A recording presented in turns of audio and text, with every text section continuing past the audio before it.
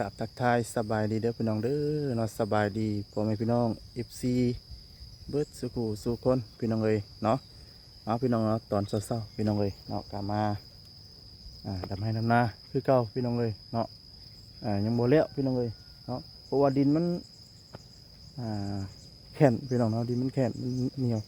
เนาะพี่น้องเอ้ยเนาะนี่แหละจ้ะนี่ก็ซักรูปเอาพี่น้องเอ้ยเนาะเพราะว่ามันดินมันเหนียวพี่น้องเลยแล้วก็ได้ซักดูบเอาอ่าดำมาเลยเทพูพี่น้องเลยแข็งบ่ดินแข็งดินเหนียวเนาะ ดินมันแข็งพี่น้องดินแข็งกับดินเหนียวนั่นแหละมันแข็งเนาะก็ได้ซักดูบดำเอาพี่น้องแต่บางนั้นมีน้ำอยู่มันนูนทั้งแคมคันนะพี่น้องเลยน้ำบุตัวเทิงกันดำกับตาเมคือเก้าพี่น้องเลยโอ้นั่นนะแล้วก็FCว่าเอ้าเป็นยังดำหน้าคืออันดำไปทั้งหน้าว่าซั่นพี่น้องเลยเนาะสาเหตุก็คือมันแข็งน่ะเฮาเหยียบแล้วมันสิเป็นห้อยตีนแล้วมันสิแน่นกว่าเก่านะพี่น้องเลยเนาะก็เลยดำไปทั้งหน้าพี่น้องเลยเนาะ ทางพี่น้อง FC เพิ่นก็คอมเมนต์เข้ามาพี่น้องเลยเนาะก็เพิ่นก็แนะนำเนาะว่าให้ดำ2 กีบประชันพี่น้องเนาะมันสิได้ผลผลิตหลายกว่าประชันเพราะว่ามันสเตกกอดีนะพี่น้องในนั้นวัสดีก็ได้นี่แหละเนาะดำทั้ง2 กีบ2-3แน่พี่น้องเนาะปะปนกันไปเนาะบางกกน้อยกกใหญ่พี่น้องเลยเนาะก็ขอบคุณหลายๆทางพี่น้อง FC เพิ่นก็คอมเมนต์เข้ามาพี่น้องเลยนี่แหละเราก็สิมาดำนาสักดูพี่น้องเลยบ้านนี้ดุนทางนั้นก็ยังสีซักอยู่ได้พี่น้องเนาะสรุปถ้าพูดพี่น้องเลยวานนี่ก็ยังบ่เละเนาะคือทางตาเมแล้วก็ดำผู้เดียวพี่น้องเลยแต่ว่ามีเงินทำกับแก้วจ้างยังว่าพอได้ไว้แน่พี่น้องเลยที่แหละมันโบมีงบกับดำผู้เดียวแล้วพี่น้องเลยเนาะเราจะได้กระซอยช่วงเศร้าพี่น้องช่วงสวยๆขับไปเวียกพี่น้องเลยเนาะป้าซาพี่น้องเลยเนาะเพราะว่าอะไรยาฮะเนาะเดี๋ยวสิพาพี่พาน้องเนาะมาเบิ่งดำนาสักลูกบาทนี่พี่น้องเลยเนาะพอพี่เต้นดำสุดเป็นอีกอะถือว่าบิดละพี่น้องเลยครับมองทุนละพี่น้องเลยเมื่อเช้านี่ก็วันศุกร์ก็ดำแต่พี่มาพี่น้องเลยเนาะเอาให้มันบิดตัวนี้ก่อนพี่น้องเลยเนาะอย่าว่าฝนตกลงมานี่โอ้แข็งเน้นโกเก้านะพี่น้องเลยเพราะมันถ่ายบ่ได้เด้มันเหนียวพี่น้องเลยดินเหนียวเนาะใส่พี่น้องเลยเบาลายใหญ่ห้างเนาะตัวไป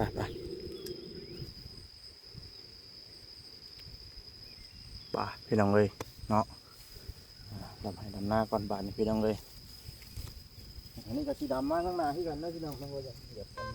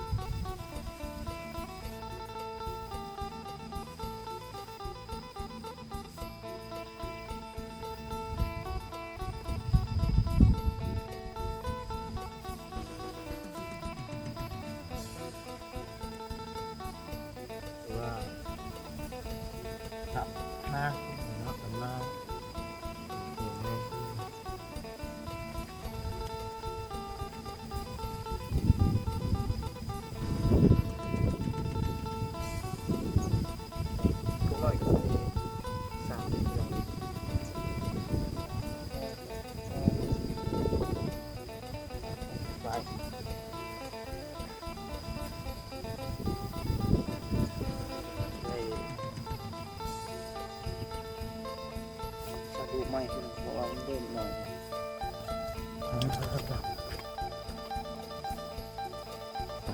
เราคือมาดูตรงนี้ก่อนก่อนเนาะ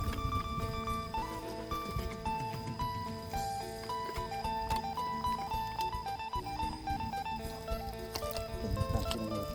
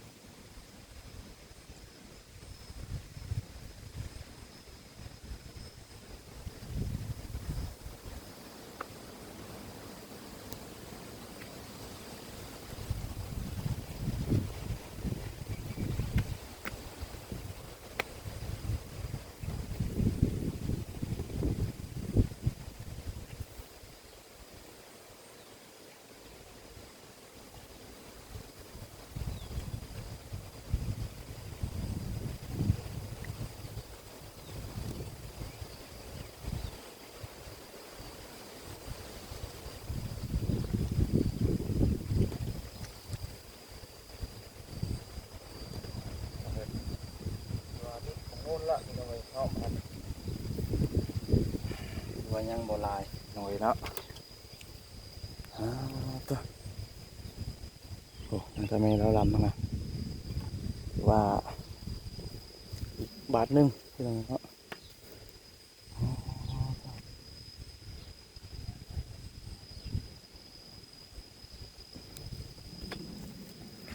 ไปพี่น้องเลยเนาะสำหรับที่นี่ก็สิได้ขอจบคลิปซะก่อนพี่น้องเลยเนาะผิดพลาดจังใดก็เด้อเนาะคำบอกคำจาใดทางวัสดีเนาะบ่ประมวลนันทูเนาะพี่น้องเลยลำลาไปก่อนเนาะเอาขอบคุณทางพี่น้องFCเบิดทุกท่านทุกคนเนาะที่เข้ามาเบิ่งคลิปมาชมพี่น้องเลยฝากกดไลค์กดแชร์กดติดตามคือเก่าคือเดิมเนาะสำบายดีพี่น้องเนาะสำบายดี